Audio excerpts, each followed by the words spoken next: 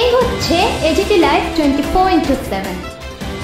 ये है AGT live 24/7। This is AGT Live 24/7।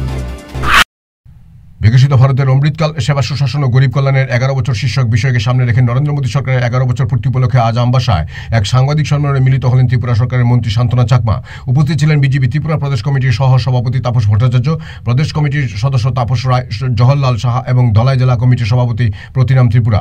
সাংবাদিক বৈঠক শেষে মন্ত্রী সহ দলের নেতারা মিলিত হন মহকুমার বিভিন্ন এলাকার ব্যবসায়ী এবং বিভিন্ন স্তরের প্রতিনিধিদের সাথে, যেখানে নরেন্দ্র মোদীর 11 বছরের শাসনামলের পূর্ণ চিত্র তুলে ধরেন। Bureau Report, AGT Live 24/7।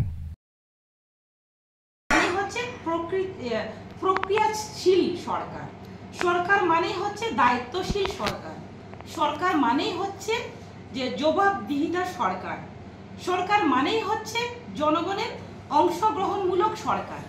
সেই বিগত দিন তো সেগুলো ছিল না।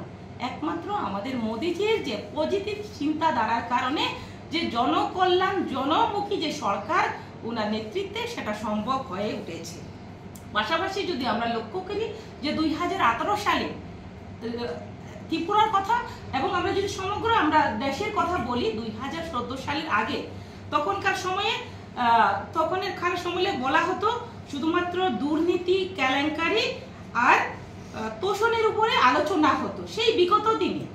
আজকে মোদী সরকার আসার পরে 2014 সাল থেকে যে আলোচনা হতো উন্নয়ন, উদ্ভাবন এবং নতুনত্ব নিয়ে আমাদের সরকার, মোদীজির নেতৃত্বে সরকার চিন্তাধারা বড় বিষয়।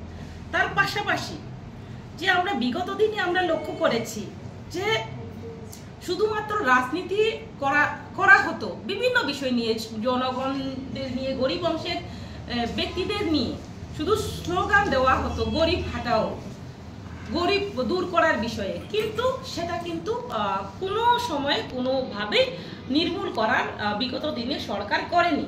আজকে আমাদের মোদীজির নেতৃত্বে আজকে আমাদের রাজনীতিকে পারফরমেন্স ভিত্তিক রাজনীতি করে তুলেছেন আমাদের দেশের প্রধানমন্ত্রী, সেটা একটা বড় বিষয়।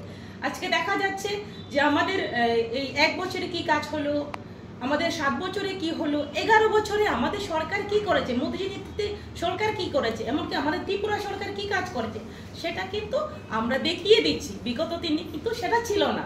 আজকে সেই দিশাতে যদি লক্ষ্য করি যে প্রধানমন্ত্রী সেই তখন থেকে জওহরলাল নেহরু থেকে শুরু করে যদি আমরা বলি, ইন্দিরা গান্ধী থেকে শুরু করে মনমোহন সিং থেকে যদি বলি, তাহলে সেই সময়কালে কিন্তু আজকে ভারতকে আমাদের বিশ্বে পরিচিতি ছিল না। একমাত্র আমাদের মোদীজির নেতৃত্বে আমাদের আজকে বিশ্বে ভারতের আমাদের যে দেশের নাম আমাদের উজ্জ্বল হয়েছে।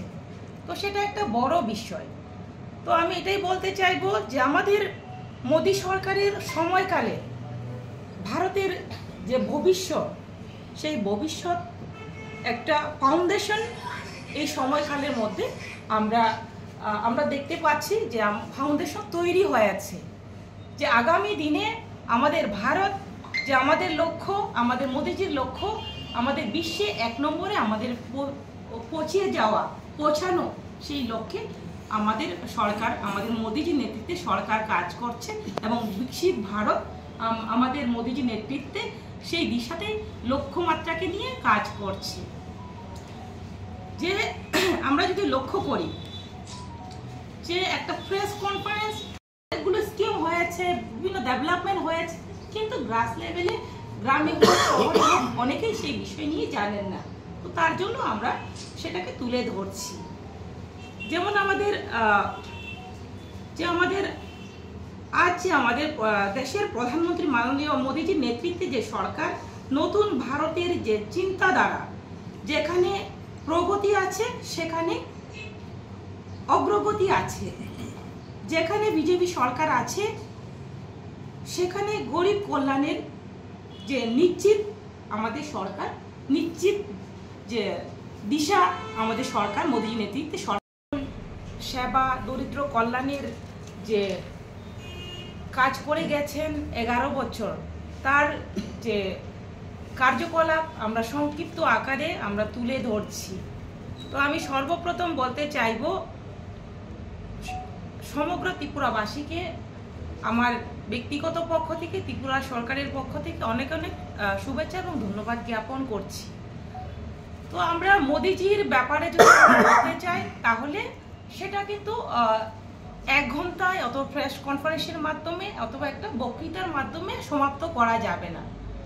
তো যতটুকু সম্ভব আমরা চেষ্টা করছি অল্প সময়ের মধ্যে সম্পাদন করার। এই যে 11 বছরের মোদিজির কার্যকলাপ, সেটা আমাদের ভারতের ইতিহাসে স্বর্ণ অক্ষরে লেখা থাকবে যে এই শাসনকাল উন্নত ভারত এবং আত্মনির্ভর ভারতের সংকল্প সিদ্ধির এক সুবর্ণ যুগের আমরা উদয়, যেটাকে আমরা বলতে পারি, সে সূচনা হয়েছে।